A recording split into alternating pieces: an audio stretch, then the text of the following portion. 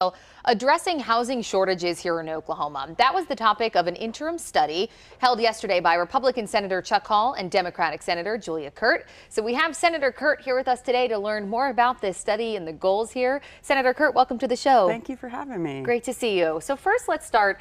What prompted you to conduct this study? Give me some of the background here. Really, the basis is 2 winters ago, I started getting calls from constituents in my district who had an apartment complex that had no heat. The entire complex, hundreds of people had no heat, and they didn't know what to do. They didn't know what their rights were.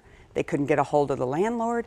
And so we started researching, how can we help these folks? They literally didn't move because they couldn't find another place they could afford. So we had people throughout a very cold winter without heat. So I started learning more about this topic because it concerned me. How could, these are working individuals. They were not even, there were only a few people that had housing vouchers. But they couldn't find anywhere else to live. So they stayed somewhere where they just had space heaters.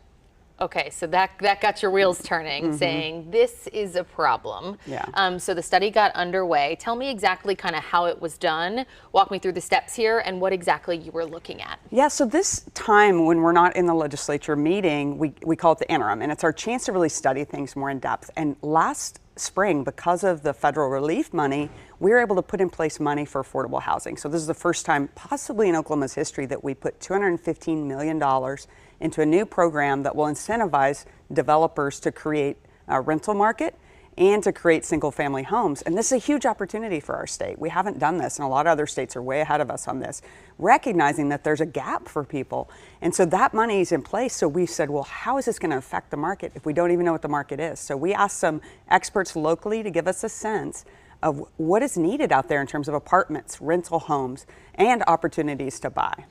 Tell me some of the key findings that really stuck out to you and things that are interesting. The biggest thing to me is there's 80,000 too few rental places. So we have more than 80,000 people need to find, or families need to find rental units that we don't have. Wow. Those are not going to be built overnight. So one of the great things about our population growth is we have more workers. We have more people participating in the economy. But that also, we need somewhere there for them to live. And my colleague, Senator Hall, is from Perry, Oklahoma, and he represents a lot of rural communities where people can't find housing, so they can't stay there to work. So he's really worried about not having workers because he doesn't have houses. So it's kind of a chicken or the egg thing. So the study was done. Let's talk about next steps. What are you hoping comes from all of this? Well, a lot of what ended up getting focused on, other than, money is an issue and making sure that it's not a really sustainable market for developers, for those who are putting up the money to build these units. And that's why those prices are out of range for so many people. Like 1 in 4 Oklahomans are paying 30% of their income towards their rent. So it's really burdening people.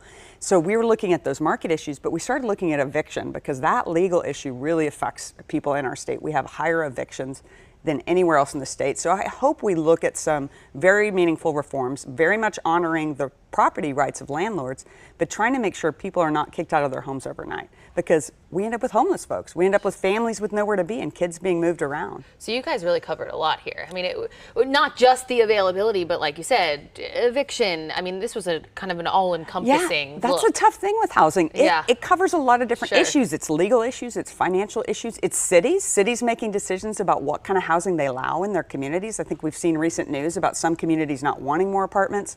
Some communities, my area, has all these apartments falling apart, and they don't have the financial incentive for those owners to fix those properties up. People are paying rent there, staying there, whether it's fixed up or not.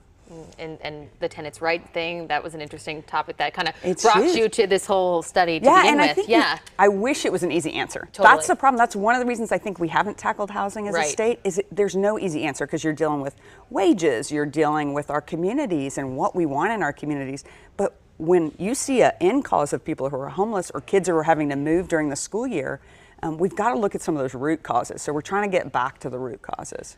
So let's talk about looking ahead to the next session. Do you think that there will be some bills addressing these issues specifically? Are you looking ahead to that? It was very good bipartisan conversation. And I think, there's very differing opinions about how to go forward, but I think there's recognition that we have some challenges. One of the big surprises to my colleagues was that we don't have a law that limits retaliation. So if my tenant and my constituent complained about lack of heat on the media, for instance, they could be kicked out of their apartment and they would have no recourse. That's not fair. Most states across the country have those protections for tenants. I heard strong support for that bill that's already moving. Representative Pay from Lawton ran that bill.